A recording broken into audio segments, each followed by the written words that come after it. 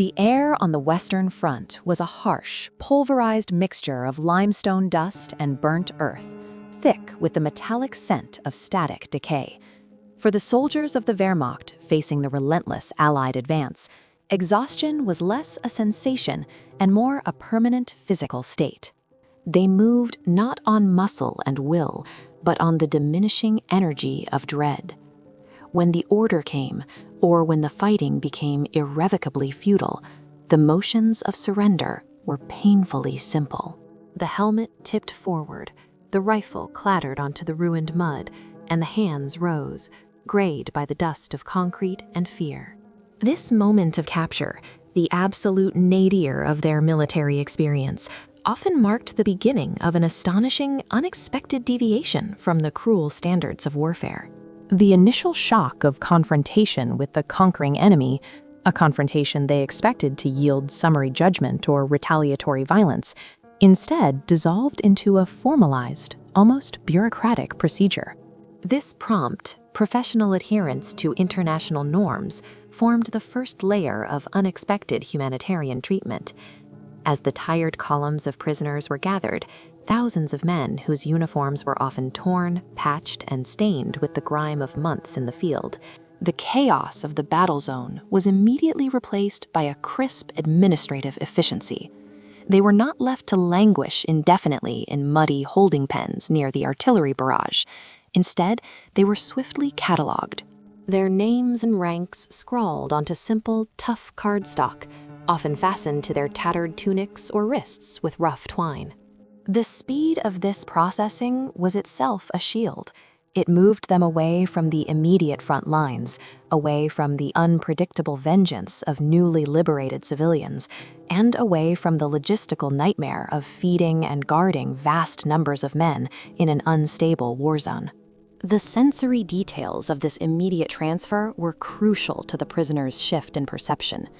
Gone was the high-pitched shriek of incoming shells. It was replaced by the rumble of heavy military trucks, the smell of diesel exhaust, and the constant, cold dampness that permeated the transit camps in France and Belgium. They were given coarse, hard bread and weak coffee, sustenance calculated not merely to survive, but to stabilize.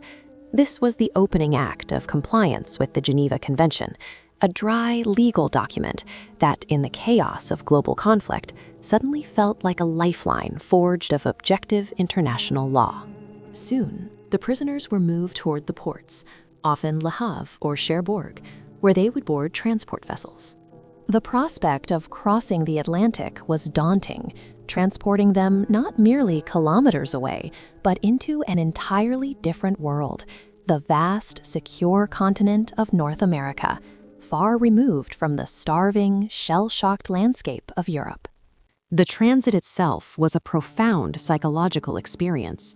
Packed into the deep, echoing holes of converted troopships, their only view the riveted steel walls and the constant swing of a bare overhead bulb. They were crossing water that represented both imprisonment and safety. The air was thick with the scent of salt water, stale bilge, and hundreds of unwashed bodies. Yet there was a startling predictability to their routine. 3 simple, hot meals were served daily. Sanitary conditions, though basic, were enforced. They were alive, they were accounted for, and they were moving toward a territory untouched by aerial bombardment or entrenched siege lines. The shock of being treated as valuable, legally protected property, rather than disposable, defeated enemy forces, began to settle deep within the minds of the captured men. Upon arrival, primarily at major ports like Boston, New York, or eventually in Canadian harbors, the second and perhaps most impactful unexpected privilege materialized. These men, accustomed to the austere deprivations and near-constant hunger endemic to wartime Germany, were ushered into sprawling internment facilities carved out of the American and Canadian heartlands. These camps, Camp Atterbury, Camp Concordia, Camp Ruston, and dozens of others, were vast cities of temporary wood and wire, but they offered a startling level of material comfort. The physical appearance of the camps was defined by the relentless, monotonous geometry of security. high fences of rusty, taut barbed wire strung between sturdy pine posts, observation towers manned by bored military police, and the constant flat sweep of searchlights at night. Yet, within this cage, the living conditions defied the prisoners' expectations of punitive isolation. The barracks themselves were often freshly constructed, smelling strongly of cut pine lumber and institutional soap. They were spacious, designed according to U.S. military standards, and critically, they were heated. For men who had spent the last years shivering in damp trenches or bombed-out ruins, the simple, consistent warmth provided by coal stoves or steam radiators was a shocking luxury. The texture of their daily environment changed from cold stone and mud to dry wood floors and heavy, issued wool blankets. However, the most visceral and defining deviation from expectation was the provisioning. Allied policy dictated that rations for POWs should meet the standards of the U.S. Army's rear echelon support troops or be statistically comparable to the food consumed by local civilians, a requirement enforced with surprising rigor. The daily ritual of eating became a psychological anchor. Instead of the thin, watery soups and ersatz coffee that defined the German home front, the POWs were provided with regular access to robust American foodstuffs. They ate white bread, a soft, fluffy substance unheard of in rationing zones, often spread thick with actual butter or peanut butter. Their diet included canned meats, fresh vegetables from local farms, and surprisingly, canned fruit cocktail, a sweet, brightly colored treat that represented pure, extravagant surplus. The sheer quantity of calories was astounding. Historical records and internal camp documents confirm that the caloric intake often hovered near 3,000 calories per day, necessary for the labor programs many were assigned. This was not the thin sustenance of survival, it was the food of nourishment and replenishment. They regained weight, their skin regained color, and the hollows of fatigue began to smooth out of their faces. The sensory experience of biting into a crisp apple or sipping strong, genuine coffee transformed the act of incarceration into a kind of unwilling recuperation, starkly contrasted against the pervasive hunger that gripped continental Europe, including their own families back home. The reality was undeniable.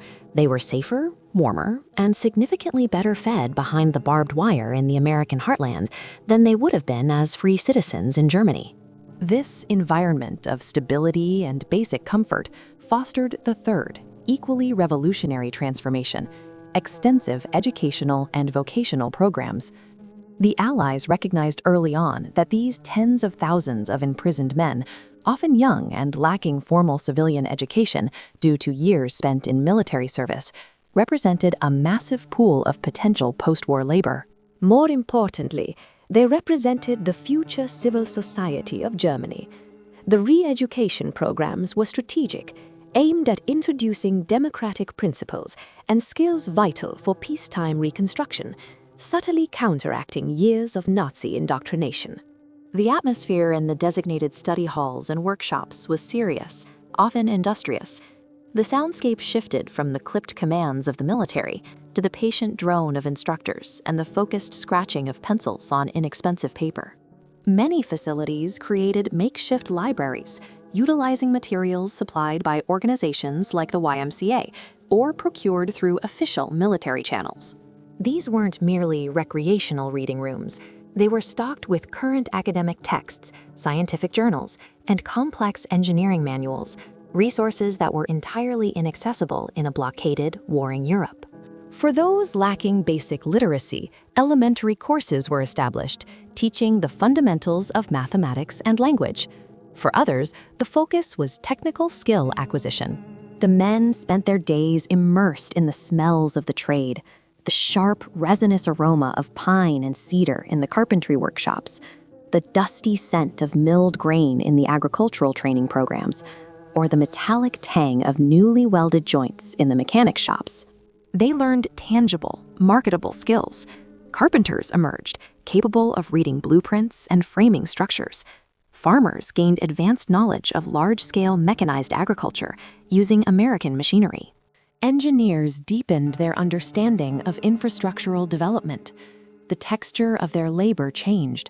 It was purposeful, educational, and constructive, a stark contrast to the destructive, aimless waiting that had characterized their final months in combat. In the case of officers denied labor assignments under international law, the educational opportunities became purely academic. They established complex study circles focused on philosophy, history, and economics. These men, removed entirely from the propaganda machine, began engaging critically with the history of the Weimar Republic and the principles of democratic governance, often utilizing materials specifically tailored to the denazification effort. Their incarceration, therefore, became an intensive, enforced period of self-improvement and reorientation, providing them with credentials and practical knowledge that would prove invaluable for their lives after the war. The fourth dimension of unexpected humanitarianism manifested in the rigorous standard of medical care provided to German POWs. For soldiers wounded on the field of battle, capture often meant a swift evacuation not to a crude field dressing station, but directly into the sophisticated, expansive medical infrastructure of the Allied forces. Allied military hospitals, whether temporary facilities near the front or established permanent institutions within the U.S., were characterized by a pervasive sterility and discipline. The sensory impression upon entering one of these infirmaries was overwhelmingly clean. The antiseptic tang of iodine and phenol, the sharp gleam of polished steel surgical instruments, and the crisp white uniformity of the sheets and staff uniforms. The principle guiding the professional Allied medical staff was clear and unwavering. The patient's nationality was secondary to the severity of the injury.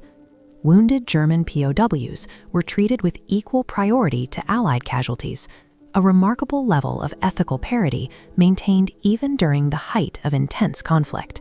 Complex and critical surgeries, amputations, internal repair, and cranial procedures were performed by skilled surgeons who deployed the latest techniques and technologies. The stories of German soldiers receiving care that was unattainable, even for high-ranking officers in their own forces, became common currency among the POW community. If a prisoner had suffered a shrapnel wound to the leg, he received meticulous attention to prevent infection. If a prisoner required long-term physical therapy to regain the use of a limb, the resources were dedicated to his rehabilitation. The focus was not simply on survival, but on restoring function and minimizing long-term disability. This commitment extended beyond acute trauma. POWs who arrived suffering from chronic ailments, tuberculosis, advanced dental decay, or nutritional deficiencies exacerbated by the war years were often given comprehensive treatment plans. The clean, whitewashed infirmaries, staffed by dedicated nurses and professional doctors, provided an environment of healing stability. The texture of their recovery was the smooth, cool feel of clean bandages, the measured clatter of medical trolleys, and the low, professional murmur of staff conversations, contrasting starkly with the agonizing field care they had anticipated. This level of institutionalized medical excellence was perhaps the most objective proof that the Allied powers saw the POWs not merely as enemy combatants, but as protected human beings under the mantle of the Geneva Framework. Finally, the fifth and perhaps most profoundly compassionate element of the POW experience was the repatriation process itself, a systematic effort designed not merely to release prisoners, but to stabilize their immediate re-entry into the devastated German society. As the war concluded and the full, horrific extent of the destruction in Germany became known, the problem shifted from wartime containment to post-war reconstruction. Simply releasing hundreds of thousands of healthy, newly skilled men into a chaotic landscape of ruins, hunger, and institutional collapse would have been irresponsible and destabilizing. The repatriation was thus executed with strategic foresight. Rather than being dumped unceremoniously, many were processed through designated assembly centers, where their wartime conduct and newly acquired skills were meticulously documented. They were given official, sealed documentation of their vocational training, their academic achievements, and sometimes certificates attesting to their good behavior and adherence to denazification programs. These papers were weighty, official documents, the crisp sound and serious feel of a document that could literally secure a job or a position in a professional guild in a world where civilian life had been destroyed. For those who had excelled in the vocational programs, the final gesture was often the provision of physical, tangible aid. They might receive small, heavy wooden crates that smelled of fresh packing straw and durable steel, containing essential tools of their newly mastered trade, a high-quality carpentry set, including planes and hammers, or specialized agricultural instruments. These tools were not merely symbols, they were capital, representing immediate means of employment and productivity in a landscape starved for skilled hands. The act of providing these men with the means to become immediate assets, as carpenters rebuilding infrastructure, as farmers restarting vital food production, or as students returning to university with advanced academic footing, was an astonishing level of humanitarian consideration. It marked an investment in the future German democracy, using the former soldiers as the very agents of reconstruction. The journey home was often a jarring collision of two realities. They left the secured, well-fed, and orderly world of the American camps for a Europe scarred by fire and rubble. The air of Europe smelled of cold ash, damp mortar, and hopelessness. Yet, unlike so many others returning from the war, these POWs possessed something invaluable: stability, health, recognized skills, and the tools to start working immediately. The legacy of this treatment extends beyond the individual stories of survival and career success. It stands as a profound historical anomaly. In the moral vacuum of global conflict, where brutality often becomes the standard operating procedure, the Allied treatment of German prisoners of war represented a deliberate and costly choice to adhere to the highest ethical and legal standards. It underscored a commitment not only to winning the war, but also to establishing a foundation for a post-war world based on respect for the rule of law and human dignity. The American heartland, girded by high barbed wire, unexpectedly became a zone of safety, education, and healing for the enemy combatants, marking a unique chapter of unexpected humanitarianism in the heart of the 20th century's greatest conflict.